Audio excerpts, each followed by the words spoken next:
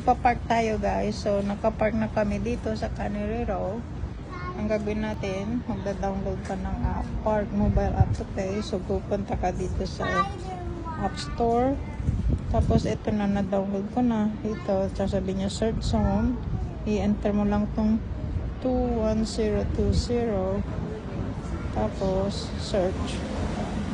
Tapos, itong space number 1372. Done. So, pipili ka ng 1 hour ang minimum. So, set duration 1 hour. Proceed to check out. $1.90. Continue with Apple Pay. Ayan. So, magbabayad ka na. Face ID. Face ID. Done. So, add a vehicle.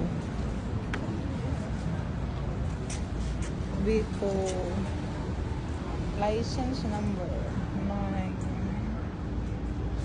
Ako nga nang kunan ng license number.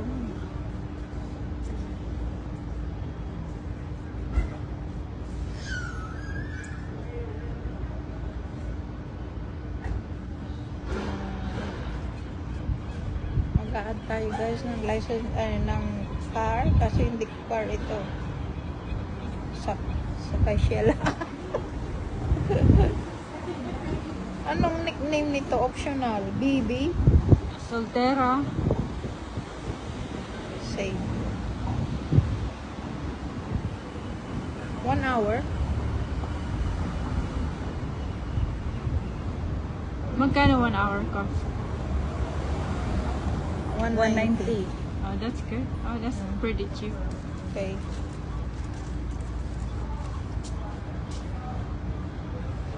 Parang nakadalawang bayad na ako nito.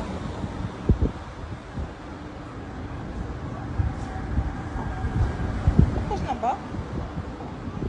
Pay in full. Ayan. Tapos na yata. Okay na? Ayan. Halika na. Pay in full. Sana tayo. Ayan, rarampa na. Magkape na tayo. Kape agad. Magkape na tayo.